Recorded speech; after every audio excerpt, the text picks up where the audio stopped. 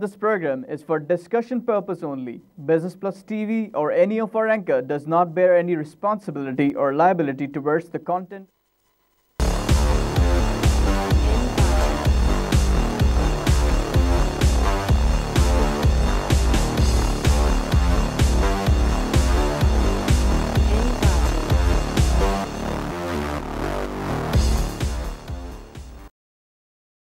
This is Business Plus broadcasting live from Karachi, Pakistan. You're watching Tips of the Trade. I'm your host Tariq Khan Javed.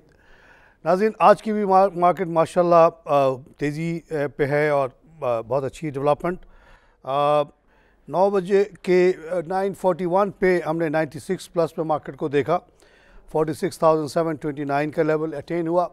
उसके बाद ऊपर नीचे होते हुए एक नया पीक आया है 1237 पे और वो है 262 का पीक, 46,896 का लेवल।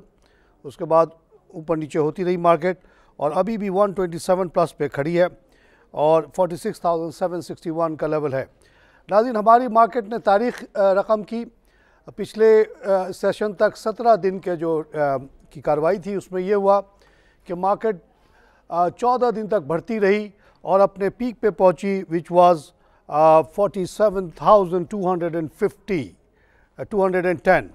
उसके बाद 3 दिन तक गिरावट आई, लेकिन 3 दिन के 2 दिन बढ़ने के बाद वीक में 3 दिन गिरावट जो थी, मंडे को 354 प्लस, ट्यूसडे को 271 प्लस, वेडनेसडे को 216 माइनस, थर्सडे को 293 माइनस और फ्राइडे को 65 माइनस के बाद लास्ट वीक भी मार्केट ने 49 पॉइंट का इजाफा रिकॉर्ड किया और नेट अगर 17 दिन की बात की जाए तो मार्केट ने 4000 प्लस पॉइंट का इजाफा किया, जिसके बुनियाद पर तारिक खान ने पूरे दुनिया को ये मैसेज भेजा कि Pakistan market was the best market in the world in the last 17 days.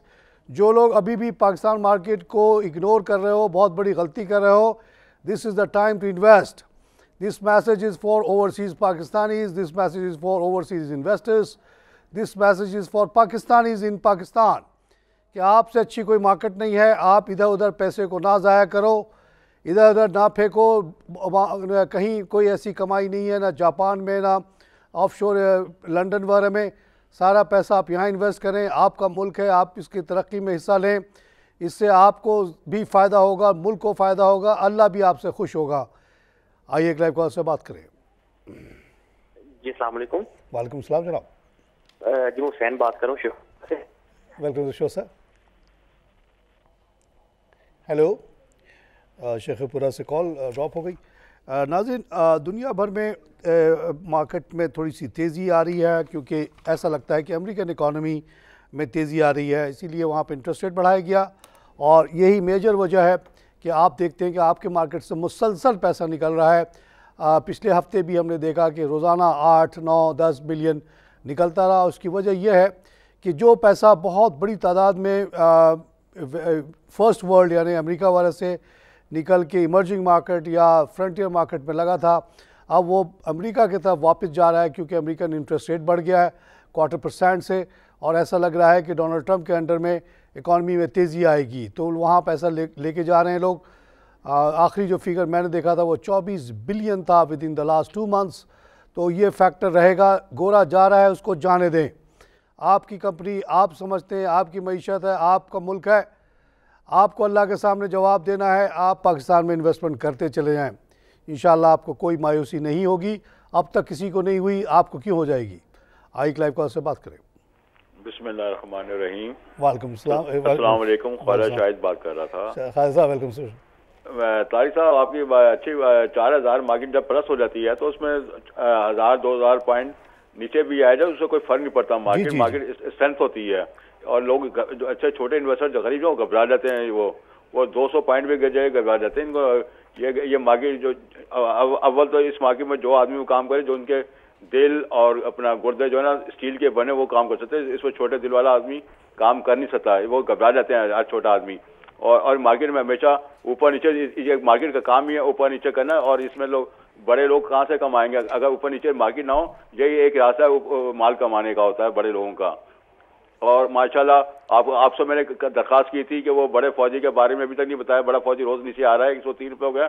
ये इतनी मंदी मार्केट में आज से 10 साल 6 साल पहले ये 190 रुपये का शेयर था, आज 103 रुपये का शेयर हो गया। क्या बात है। और ये गुल अहमद भी देखो ना, ये 4 लाख ऊपर लगा था, आज 60 रुपये का 63 का हो गया था, अभी वो 50 पे आ गया हुआ है। ये सब आप मेरी बात से अग्री नहीं होते। ये बड़े छुपे रुस्तम है ये मार्केट में। मैंने तो 30 साल जवानी अपनी वहाँ ज़ाया की अपना। अभी तो मैं घर पे बैठ के काम करता हूँ, अल्लाह का फजल है। घर बैठ के भी मैं अच्छा रिजल्ट कर लेता हूँ। मगर बगैर सोच के, बगैर ब्रोकर कहने से मैंने हमेशा मार खाई है, मगर अपने सोच के कभी जिंदगी में मैंने मार नहीं खाई है। और मैं छोटा अपनी जेब के मुताबिक मैं काम करता हूँ, और कभी ये नहीं पता एक ही दिन में करोड़पति हो जाए। ये आदमी करोड़पति जो बनना चाहता है वही इसमें मार्केट में कहता है गरीब। ये मार्केट बड़ी खतरनाक है, इसमें गरीब भी कहता है मैं मालदार भी अरबपति कहता है मैं एक ही दिन में मालदार हो जाए। इसमें बड़ी सोच समझ अपने दिमाग से काम करने। बहुत शुक्रिया। आप हमेशा हमें बहुत अच्छे मशवरे देते हैं। 30 साल का आपका तजुर्बा, आपसे बहुत कुछ सीखा है। और आपने जो बात कही, बेहतरीन बात, कि इतना बढ़ने के बाद 1-2 हज़ार गिर भी जाए तो क्या है। मैं तो बात करता हूँ 28 अक्टूबर से कि जब मार्केट में बहुत ज़्यादा परेशानी थी, लोग बहुत ज़्यादा परेशान थे, बकौल बड़े बड़े एंकर्स के 1,500 पॉइंट गिर गई। अभी तो धरना शुरू भी नहीं हुआ और अभी मज़ीद गिरेगी, ये 30,000 पे चली जाएगी। उस पर मैंने इंटरवीन किया। मैंने कहा नहीं, ये सब इनकी बातों को आप ना सुने, थोड़ी बहुत और गिर जाए तो गिर जाए, लेकिन ये जाएगी मार्केट 50,000 में 6 महीने के अंदर। और माशाल्लाह ये वहाँ से 40,000 के पॉइंट से आज 47 के करीब खड़ी है। ये बहुत बड़ी इंक्रीज़ है। इसी दौरान धरना भी हुआ, पनामा का केस भी चला, उसके बावजूद हम इस लेवल पे पहुँच गए। तो ये आप इसमें से अगर 1-1.5 हज़ार पॉइंट घट भी जाए तो what's the big deal, no big deal. और जैसा शाहिद साहब ने कहा कि इसमें सब ये जो ऊपर उतराव चढ़ाव किया जाता है, गरीबों को लूटने के लिए किया जाता है। और गरीब जो है वो थोड़ा बहुत पैसा लेके आता है, 50,000 1 लाख वो गंवा के चला जाता है इसी उतार चढ़ाव में और ट्रेडिंग करने में। इन्होंने कहा कि जब तक ये ट्रेडर्स की बात सुनते रहे, ब्रोकर्स की बात, तबाह हाल रहे, लेकिन अब खुद ट्रेडिंग करते हैं बहुत सोच समझ के, तो इतना नुकसान नहीं हो रहा। मैं तो इनको मशवरा देता रहता हूँ कि आप निकल जाएं इस चक्कर से, आपकी सेहत को ख़राबी कर रहा है ये गुल अहमद थोड़ा सा नीचे आया, आप परेशान हो रहे हैं, FC नीचे आया, परेशान हो रहे हैं। छोड़ दें इन चीज़ों को, आप जो ख़रीद लिया ख़रीद लें और आप आराम करें, जाके इबादत करें, घूमें फिरें, पेंटिंग करें, कोई शायरी करें, जो करना है करें, ड्रामे में काम करें। आजकल बड़ी गुंजाइश है। कुछ नहीं तो इंसानी खिदमत के लिए ईदी वालों को हेल्प कर दें, सैलानी को हेल्प कर दें, लियाकत हॉस्पिटल चले जाएं, आगा खान चले जाएं, वो वहाँ सब जगह वॉलंटियर्स की ज़रूरत है। माशाल्लाह आपके पास पैसा है, आपको मज़ीद पैसा कमा के क्या करना। आइए लाइव कॉल से बात करें। हेलो, अस्सलाम वालेकुम सर। वालेकुम जनाब। सर फहद बात कर रहा हूँ इस्लामाबाद से। फहद साहब वेलकम शो सर। सर आपका शो बहुत अच्छा है, थैंक यू। और दूसरा ये मैं कहना चाहता हूँ NIT के बारे में आपकी क्या राय है। और दूसरा मुझे ये बताइए कि आप सिर्फ और सिर्फ ये फंड के बारे में बता दें, आप लोगों को ये भी तो बताएं कि आप खुद से बिजनेस करें बजाय के शेयर लें। वाह वाह वाह वाह वाह वाह, ये तो मेरे दिल की बात। मैं एक छोटा गरीब आदमी हूँ। मेरे वालिद साहब स्टेट बैंक में काम करते थे, 3 किताबें उन्होंने लिखी। उसके बावजूद हम लोग हैंड टू माउथ रहते थे। और जब मैंने जॉब शुरू की, इत्तेफाक से मुझे सऊदी बाहर गल्फ़ में जॉब मिल गई, बहुत अच्छी सैलरी, बहुत अच्छे लेवल पे। 8 साल के बाद जब पहली दफ़ा मेरे पास कुछ पैसा आया तो मैं चाहता तो उसको उठा के कहीं इन्वेस्टमेंट कर देता और बैठ जाता। नहीं, मैंने छोटी सी फैक्ट्री खोली जनाब। गुजरानवाला से 5 मशीनें लेके आया जो 40 मन के दबाव डालती थी और उससे बर्तन निकलते थे मेलामाइन के। सेकंड फैक्ट्री थी हमारी ऑक्सफोर्ड के नाम से। तो मैंने रिस्क लिया, लेकिन अल्लाह ने इतना नवाजा उसके बदले में कि आज तक मैं अपने उस फैसले पे बहुत ज़्यादा खुश होता हूँ। अगर ना करता तो पता नहीं अल्लाह के सामने क्या जवाब देता कि तुमको मौका था, तुम्हारे पास 5 लाख रुपए थे 88 में, तुमने क्यों नहीं फैक्ट्री लगाई। जब वो फैक्ट्री लगाई तो मेरा पूरा ख़ानदान, मेरे जानने वाले रिश्तेदार, मोहल्ले वाले सब बारोज़गार हो गए, किसी को शिकायत करने का मौका नहीं मिला। तो पहली तरजीह तो ये है कि जो लोग थोड़े बहुत पैसा जिनके पास है और जिनके पास एनर्जी है, कारोबार अपना करें। एक आदमी कारोबार करता है, 20 आदमी को लेके चलाता है घर को, अल्लाह उसको बहुत बड़ी जज़ा देगा मेरी नज़र में। और अगर वो नहीं कर सकते जो लोग, उनको कहता हूँ कि जो कोई आदमी ने कारोबार किया है उसकी मदद करें, उसको पैसा दें, उसको कहें कि तुमको पार्टनर की ज़रूरत है, मुझे पार्टनर बनाओ, तुम चलाओ, अगर मुझसे भी कोई काम लेना तो ले लो, नहीं तो खुद चलाओ, लेकिन मैं चाहता हूं कि आपके कारोबार बढ़े। अभी आपने 10 आदमी रखे, आप 20 करें, यही इसी तरीके से तरक्की होती है। उसके भी आगे ये है कि अगर एक ऑलरेडी कंपनी चल रही है, नेस्ले हो, बाटा हो, कोई भी हो, उसका आप जब शेयर खरीदते हैं तभी आप उसकी मदद करते हैं कि लो भाई बाटा वाले, हम और तुमको पैसा दे रहे हैं, तुम अपना कारोबार और बढ़ाओ। अभी तुम पाकिस्तान में बेचते हो, एक्सपोर्ट करो।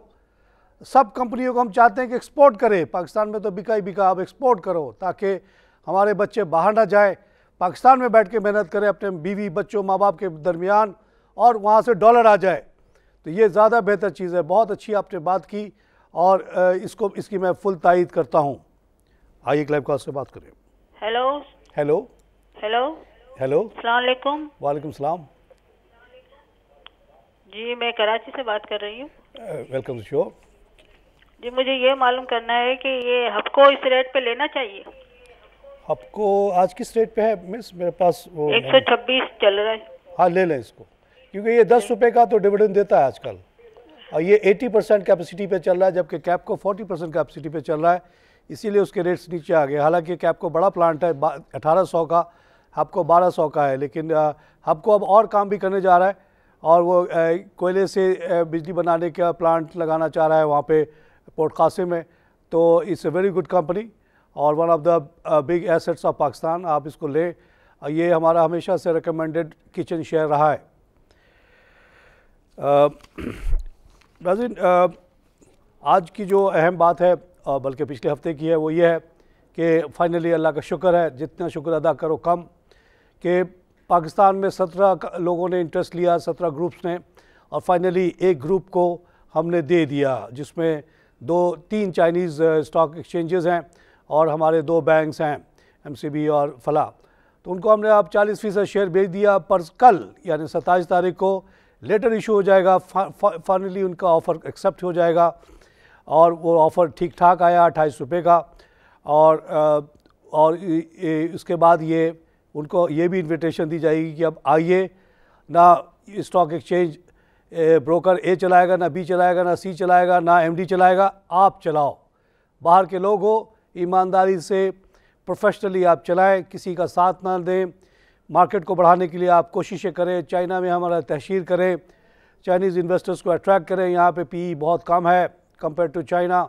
साथ साथ आप ये इंश्योर करें कि जो एवरेज पाकिस्तानी इन्वेस्टर इन्वेस्ट करता है उसको किसी किस्म की तकलीफ़ ना हो, उसको ट्रांसपेरेंसी मिले, उसके लिए आप सिस्टम इन प्लेस करें, प्रोडक्ट्स लेकर आएँ ताकि आसानियाँ हों। तो ये बहुत बड़ा कदम हो गया फॉरवर्ड।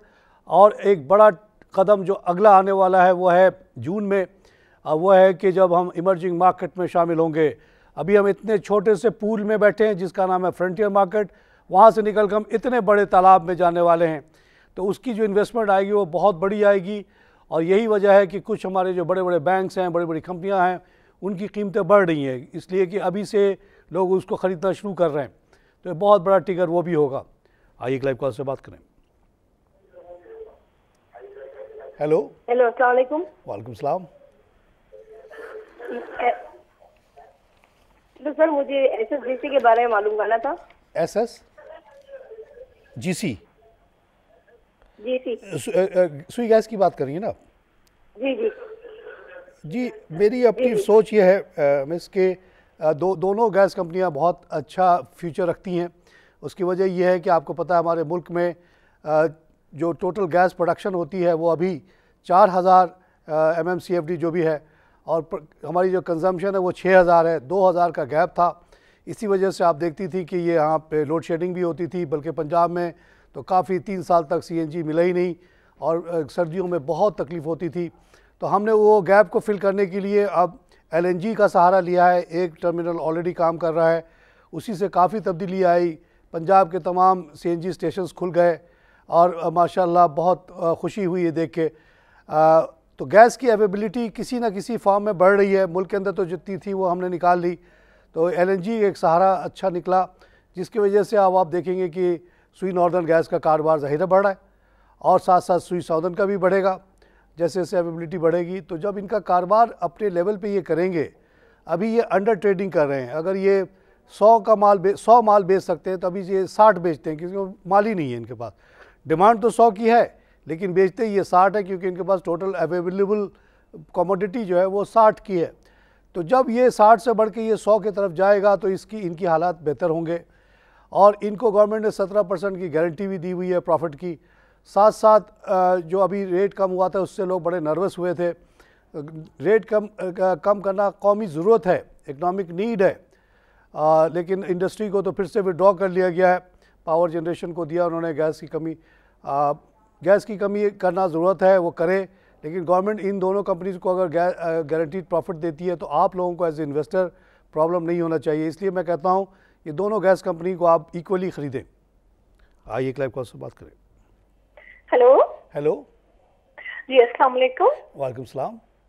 ये मैं पूछना चाह रही थी, पाकिस्तान केबल इस रेट इतना यानी रेट बढ़ गया है, इसको लेना चाहिए इस रेट पे? आपके ख्याल में इसका फ्यूचर है? अच्छा जी हाँ, है, फ्यूचर है मैडम। प्रॉब्लम ये कि अगर आज आप तारिक खान की बातों को छोड़ दें, बिज़नेस प्लस को छोड़ दें, कोई भी 5 साल पुराना अखबार उठा के रख लें और आज का जो अखबार है उसको सामने रखें और रेट्स देखना शुरू करें, आपका दिमाग खोलना शुरू हो जाएगा जब आप रेट्स देखेंगे। ये पाकिस्तान केबल को कोई पूछता नहीं था कुछ साल पहले, 5 साल पहले। इसी तरह टोयोटा को कोई नहीं पूछता था, इंडस मोटर को, मरी बिवरी को कोई नहीं पूछता था। ये 160-70 रुपये में लोग कहते थे बड़ा महंगा है महंगा। आज वो 1400-1200 के शेयर हो गए। तो शेयर्स की कीमतें तो तमाम की तमाम बढ़ी हैं क्योंकि मईशत बढ़ रही है, डिमांड बढ़ रही है। पाकिस्तान केबल क्यों ना चले जब आप देख रही हैं कि इस कदर सीमेंट बिक रहा है, लोहा बिक रहा है, इतनी ज़्यादा कंस्ट्रक्शन हो रही है, तो केबल चलेगा। थोड़ी सी कंपनियां हैं जो केबल बना रही हैं पाकिस्तान में, तो पाकिस्तान का फ्यूचर अगर अच्छा है और आप इस बात पे यकीन रखती हैं कि पाकिस्तान का फ्यूचर बड़ा अच्छा है जैसा कि हम समझते हैं, तो पाकिस्तान अगर तरक्की करेगा तो ये केबल क्यों नहीं तरक्की करेगा। ये है मोटी मोटी बातें। और वक्ती तौर पे थोड़ा सा गिर जाना घट जाना ये कोई वैल्यू नहीं रखता। आपको ट्रेडिंग तो करना नहीं है, आपको एक सोच समझ के आपने पूरी इंडस्ट्री को एनालाइज़ किया कि भाई housing industry, construction industry is doing well, cable is part of that, Tariq glass is part of that, Ghani glass is part of that, लगा के बैठ जाए। अल्लाह आपको ज़रूर बरकत देगा। आइए क्लाइव कॉल से बात करें। हेलो। जो इंसान अपनी कौम के लिए, अपने उम्मत के लिए, अपने मुल्क के लिए मेहनत करता है वो कभी तकलीफ़ में नहीं आता। ये अल्लाह का रसूल है। हम लोग अगर मेहनत कर रहे हैं अपने मुल्क को तरक्की देने के लिए, बच्चों को नौकरी देने के लिए, अल्लाह हमारा हाथ पकड़ रहा है, साथ दे रहा है, और इसीलिए हम इतनी तेज़ी और तरक्की देख रहे हैं। और इस मेहनत में हम कामयाब ना भी हुए, नाकामयाब हो गए, तब भी कोई बात नहीं। यहाँ जो लॉस होगा अल्लाह उधर दे देगा आपको बदले में। आखिर में तो वहीं जाके हिसाब किताब करनी है ना। यहाँ वाला तो खेल थोड़ा दिन का है, ख़त्म हो जाना है। अल्लाह नियत देखता है। अल्लाह ये नहीं देखता कि आपने कितना कमाया, कितना किया। नियत देखता है। आपने कोशिश की, तारिक खान ने सारा पैसा पाकिस्तान में लगा दिया, अगर खुदा ना खास्ता मेरा सारा इन्वेस्टमेंट डूब जाता, मैं फ़कीर हो जाता तो हो जाता, लेकिन अल्लाह मुझे वहाँ आखिरत में मुझे कवर कर देता। ये मुझे पक्का ईमान था, इसलिए मैंने पूरी अपनी कश्ती जला दी। जैसे जनरल तारिक ने स्पेन पे कब्ज़ा करते हुए कश्ती जला दी थी, तारिक खान ने भी पहले दिन ही कश्ती जला दी। एक एक पैसा यहाँ भेज दिया, पहले फैमिली को संभाला, करीबी लोगों को संभाला, फिर उनके लिए जॉब क्रिएट किया। और इस प्रोसेस में अगर मैं तबाह हो जाता, लोग डराते भी थे कि इतना बांट रहे हो, आखिर में तुम्हारे बस कुछ नहीं होगा, फ़कीर हो जाओगे। मैंने कहा हो जाऊँगा, मजदूरी करूँगा, रिक्शा चलाऊँगा, ठेले चलाऊँगा, क्या प्रॉब्लम है। आइए क्लाइव कॉल से बात करें। हमारे रसूल ने हर काम किया है, तो हमें एज ए उम्मती कोई शर्म आनी ही नहीं चाहिए। कोई भी मेहनत करते हुए, चाहे जूता सीना हो, चाहे बकरी चलाना हो, चाहे रिक्शा चलाना हो, ठेला चलाना, कोई शर्म की बात नहीं है। As long as you are doing it, आप किसी से लूट नहीं रहे, किसी से रिश्वत नहीं ले रहे हो, कोई आपको डिग्रेड नहीं कर सकता। मुसलमान जब मस्जिद में जाता है तो हर सबके सामने खड़ा हो जाता है। हमारे माशरे में तो कोई तबका है ही नहीं, सबको एक ही जगह नमाज़ पढ़ना पड़ता है। जो पहले जाता है वही आगे खड़ा होता है। तो ये उम्मत को क्या शर्म कोई काम करने से, गरीब होने से क्या प्रॉब्लम है? No problem. तारिक खान को गरीब कर दो, पैदल चलेगा, रिक्शा चलाएगा, ठेला चलाएगा, जाके मस्जिद में नमाज पढ़ेगा, सबके सामने बराबरी से। आइए क्लाइव कॉल से बात करें। अस्सलाम वालेकुम। वालेकुम सलाम जनाब। तारिक साहब क्या हाल चाल है आपके? अल्लाह का शुक्र सर, आज भी मार्केट प्लस चल रही है, और क्या चाहिए सर? अभी 9 पॉइंट माइनस बंद हुई है। माइनस हो गई? अच्छा, मुझे अपडेट, ठीक है, कोई बात नहीं। सर ये बताएं कि हब पावर जो है जी, वो नया प्लांट लगाने के चक्कर में है। जी जी। और सुना कि ये अपनी जमीनें उसी जगह पे लगाने के चक्कर में। हाँ, उसके बाद बहुत फाजिल ज़मीन है। हाँ, उसके बाद फाजिल ज़मीन है। तो क्या हमारे मुल्क में इस वक्त बिजली की इतनी शॉर्टेज तो नहीं है जो आपको दूसरा प्लांट लगा रहा है? और दूसरा प्लांट लगाने में भी काफ़ी पैसे खर्च होते हैं। वो सही है सर। अभी जो गवर्नमेंट हमें बताती है, खुद ही गवर्नमेंट बताती है कि 5,000 की कमी है। ठीक है, 1-2 हज़ार के प्लांट लग रहे हैं, लेकिन वो लगते लगते भी लगेगा, और इस दौरान अभी भी फिर भी अगर 2,000 लग भी जाए तो भी 1-2 हज़ार की कमी है। इसीलिए आपने देखा कि लकी ग्रुप ने भी 330 मेगावाट का ऐलान कर दिया कोयले से पोर्ट कासिम पे, और अब हपको ने भी ऐलान किया है। ऐसी 300 कर के इंशाअल्लाह हम 2018 तक ये कमी पूरी कर लेंगे। उसके बाद हमारी मईशत में और तेज़ी आएगी 1-2% की। तो ये अच्छा इक़दाम है। हपको अगर हमसे पैसे चाहिए, जब पैसे चाहिए हमसे मांगे, इंशाअल्लाह हम ज़रूर देंगे। नाज़रीन, आइए एक लाइव कॉल से बात करेंगे। अच्छा जी, डॉक्टर साहब कह रहे हैं ब्रेक का टाइम आ गया। नाज़रीन, मैं यहाँ पे लूँगा छोटी सी ब्रेक के बाद फिर हाजिर होता हूँ।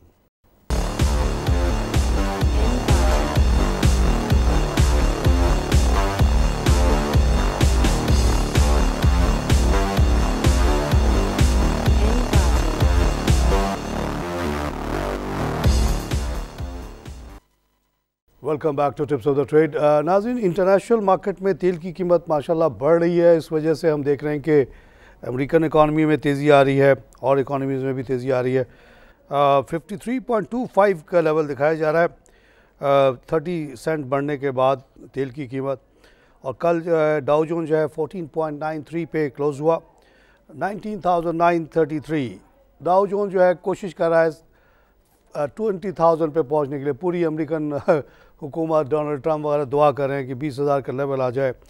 डाउ जनाब तकरीबन 3,500-4 हज़ार का था जब से मैंने उसको देखना शुरू किया, और आज ये 20,000 की कोशिश कर रहा है। 88 की मैं बात कर रहा हूँ। 88 में हमारी मार्केट 800 के लेवल पे थी सिर्फ, और आज हम 47 पे हैं।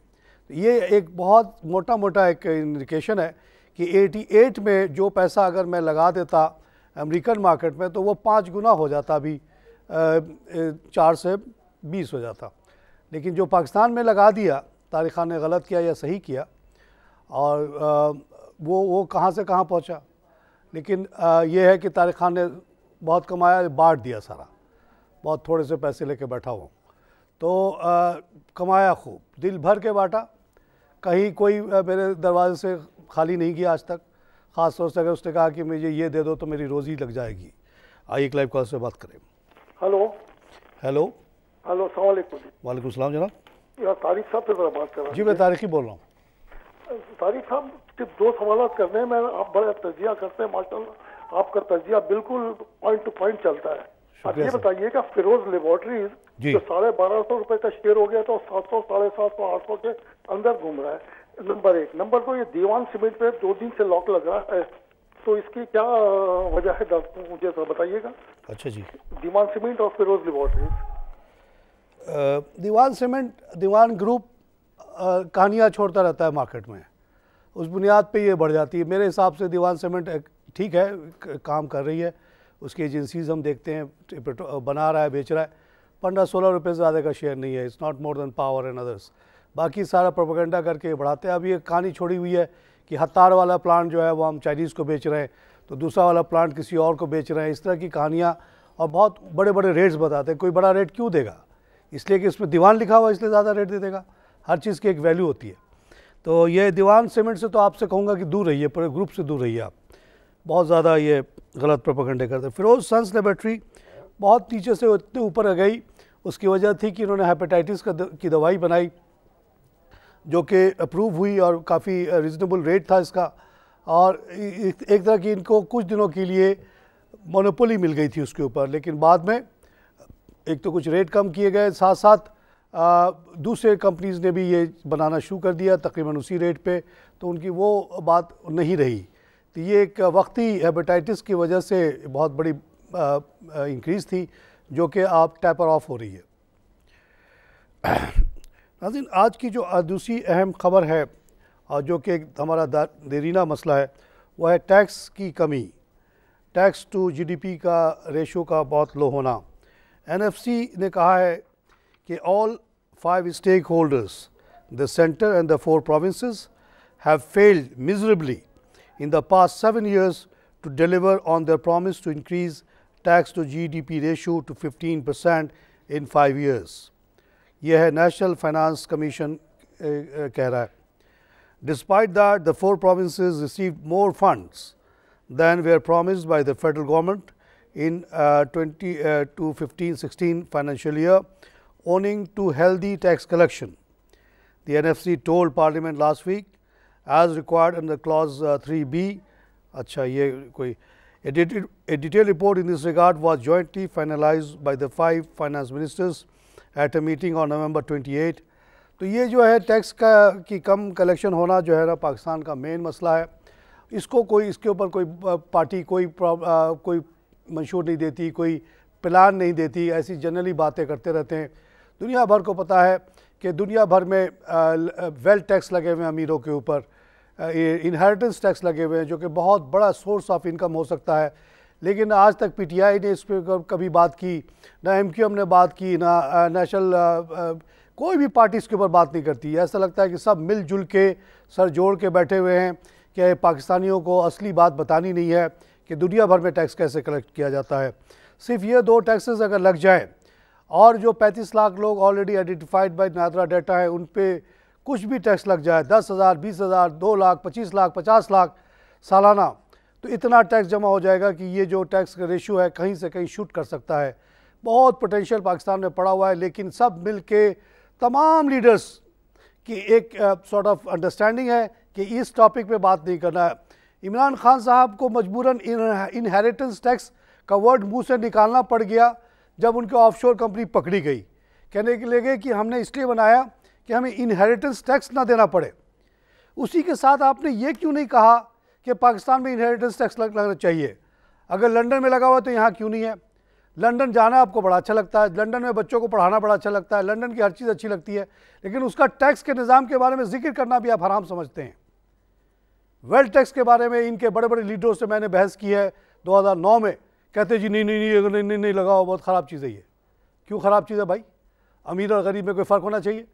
तुम यहाँ फ़कीर से भी उतना ही टैक्स लेते हो, 17%। मोबाइल के ऊपर पैसा डालने पे 20 रुपये जब डालता है, और अरबपति से भी उतना ही लेते हो, फ़र्क क्या हुआ? आइए लाइव कॉल से बात करें। हेलो, अस्सलाम वालेकुम। वालेकुम सलाम जनाब। तारिक साहब कैसे हैं आप? मैं ठीक हूँ, शुक्र साहब। तारिक साहब, मैं दरअसल एक स्टूडेंट हूँ और आपका प्रोग्राम बहुत शौक से देखता हूँ। बहुत शुक्र सर, आप ही के लिए करता हूँ सर ये मेहनत। जी sir, thank you sir. Tariq साहब, ये PIBTL के बारे में जानना था और FFC के बारे में। ठीक है जी।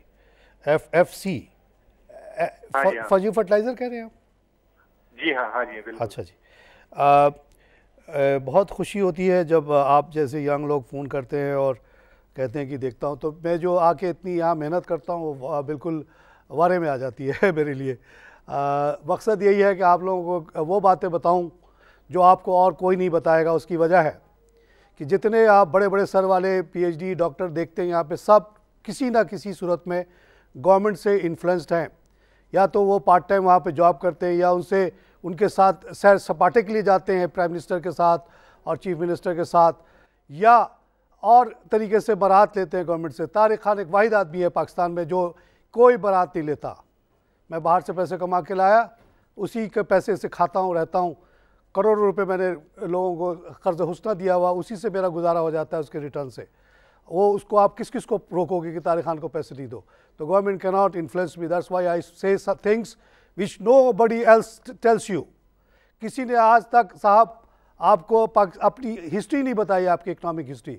आज ही मेरे घर पे ये बात पे बहस हो रही थी कि एक बच्चा कहने लगा कि लगता है कि चाइना इंडिया फिर से इकनॉमिक सुपर पावर बन रहा है।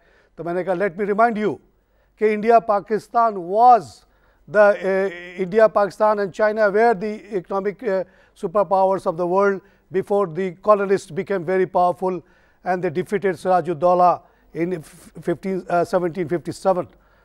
तो वो हैरान होते हैं बच्चे सुन के, ये तारिक मामू ये तो और कोई नहीं बताता, क्यों नहीं बताता? मैंने कहा इसलिए नहीं बताता कि लोगों को नॉलेज नहीं है, और नॉलेज हो भी तो इस बात को छुपाते हैं, क्योंकि अंग्रेज़ कहता है ये बात ना बताओ। कि अंग्रेज़ आया 1757 में तो हमारी इकॉनमी, दुनिया की इकॉनमी में हमारे 24% शेयर था, चाइना का 30% शेयर था, इंडोनेशिया का 11% शेयर था, ब्राज़ील का 6% शेयर था, और इन मुल्कों पे ये गोरों ने कब्ज़ा किया और उनको तबाह करके चले गए। इंडिया में तो यहाँ तक किया कि कहा कि 80% रुपये में टैक्स देना पड़ेगा जो तुमको मुनाफा हो। 100 कमाए 80 टैक्स दे दिया तो बचा कितना? 20। अगले साल पता चला फसल अच्छी नहीं हुई, वो 20 पैसे तो ख़त्म हो चुके थे, वो भूख से मर गए। 3 करोड़ इंडियंस भूख से मरे इस मुल्क में अंग्रेज़ के दौर में। कोई अगर चैलेंज करता मुझे आके करे कोई अंग्रेज़, मैं लड़ने के लिए तैयार हूँ उससे। 8000 बिलियन से भी ज़्यादा रुपए यहाँ से कमा के ले गए। हमारी इंडस्ट्री को क्लोज़ कर दिया, क्या कि कोई भी इंडियन अब कपड़ा नहीं बनाएगा, ना धागा बनाएगा, सिर्फ रुई को गड्ढा बनाओ और भेज दो लंदन, वहाँ बनेगा कपड़ा, धागा पहले बनेगा, फिर कपड़ा बनेगा, फिर गारमेंट बनेगा, सब कुछ वहीं होगा। वहाँ से आएगा तुम्हारे लिए सूट, शर्ट कॉलर के साथ, वो पहनना बाबू लोग। इस तरह से हमारी मईशत तबाह हो गई। जब अंग्रेज़ गया तो Indian economy 3% of the world economy रह गई थी। ये बात आपको कोई नहीं बताएगा, क्योंकि या तो उनको नॉलेज नहीं है भी तो छुपा रहे। उनको अंग्रेज़ ने कहा ना बोलो। ऑक्सफर्ड की किताब, कैम्ब्रिज की किसी किताब में ये बातें नहीं बताई जाएंगी जो मैं बताता हूँ आपको। ये मेरी अपनी ज़ाती रिसर्च है, based in Amsterdam, based in London libraries. मैंने उनकी ओरिजिनल डिबेट्स सुनी है जो पार्लियामेंट में होती थी, जिसमें बताया जाता था कि जब अजीब बात है, बंगाल की 1/3 आबादी मर गई, फिर भी हमारा टैक्स कलेक्शन बढ़ गया है। ये लेटर जा रहा है बोर्ड की तरफ से यहाँ से हेस्टिंग साहब का लेटर जा रहा है बोर्ड को। ये तारीख से वो मिटा नहीं सकते थे, इसलिए तारिक खान ने वहाँ जाकर पढ़ा है। जहाँ तक आपका स्पेसिफिक सवाल है जनाब, PIBTL में सिर्फ एडिशनल एक कॉस्ट आ गया है जो कि सिंध गवर्नमेंट उनसे टैक्स मांग रही है बहुत बड़ी। उसके लिए उनको अब 31 बिलियन जमा करना है। तो उसमें से ज़्यादातर तो जो स्पॉन्सर्स है वो दे रहे हैं, कुछ पैसा वो हमसे भी मांग रहे हैं। अगर ये कोर्ट में केस चल रहा है, अगर ये डिफीट हो गया सिंध गवर्नमेंट का डिमांड, तो ये नीड भी शायद ख़त्म हो जाए, और इसकी वजह से जनवरी के बजाय अप्रैल में ये पोर्ट स्टार्ट होगा। लोगों ने उसको बहुत बड़ा इशू बना लिया, उनको पता ही नहीं कि प्रोजेक्ट फाइनेंसिंग होती क्या है। हमने की हुई है बहुत ज़्यादा प्रोजेक्ट फाइनेंसिंग, बार दफ़ा प्रोजेक्ट कम्प्लीटली फेल हो जाता है, जैसे YNPET फेल हो गया।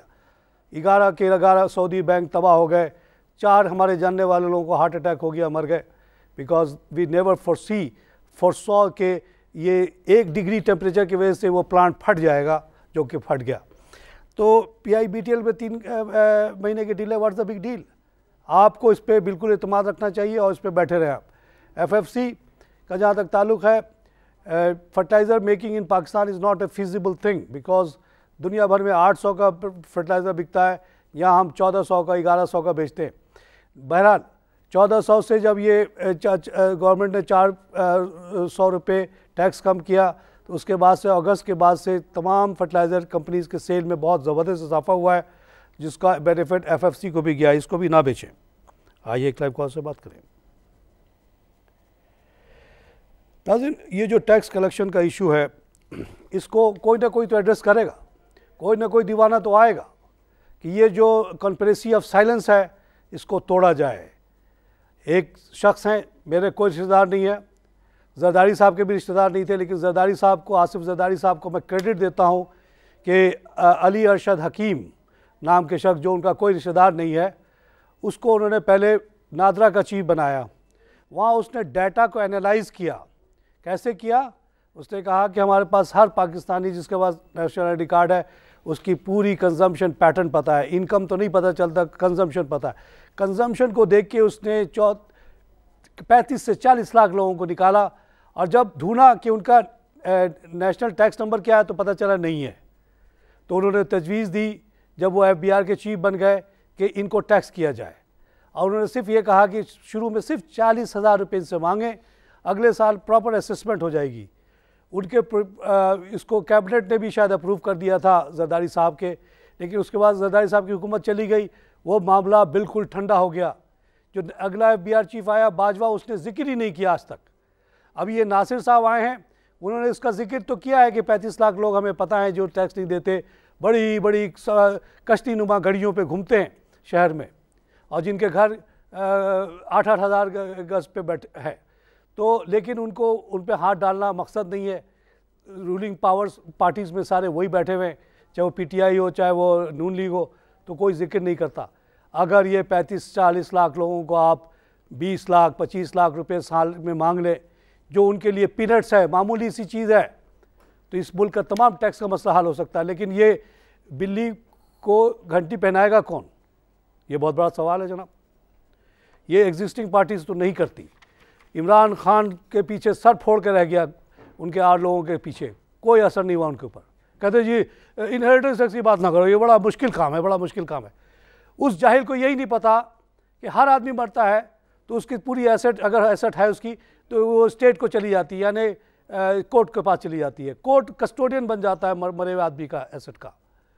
उसके बाद उसके लवाकिन आते हैं, कहते हैं कि जी मैं बीवी, मैं बेटा, मैं फलाना, तो उसको चेक करती है, वेरीफाई करती है। उसके बाद उनको अकॉर्डिंग टू शरिया लॉ दिया जाता है। अगर कोई नहीं आया तो क्या होगा, सारा स्टेट को मिल जाता है। तो इनहेरिटेंस टैक्स में क्या कॉम्प्लिकेशन है जनाब। अमेरिका में, लंदन में जो फ्लैट ख़रीदा था उन्होंने, इमरान खान साहब ने, अगर खुदा न खास्ता उनका वो ना रहते और ऑफशोर कंपनी भी ना बनाते, तो उसमें से 40% जो भी वैल्यू उसकी थी वो रोक ली जाती, बाकी 60% उनके लवाकिन को मिलता। इसमें कॉम्प्लिकेशन क्या है। वेल्थ टैक्स इस मुल्क में लागू था, 2-2.5% 10 करोड़ के ऊपर या कोई भी फॉर्मूला था, उसको ख़त्म कर दिया गया जनाब, ताकि अमीर को और अमीर बनने का मौका मिले। और सारा टैक्स जो है ना, टेलीफोन के ऊपर टैक्स लगा के, खुर्दुनी तेल के ऊपर टैक्स लगा के, चीनी के ऊपर टैक्स लगा के, चाय के ऊपर टैक्स लगा के हासिल कर लो, गरीबों को मार डालो। नाज़रीन, इसी के साथ प्रोग्राम ख़त्म करो। खुदा हाफ़िज़।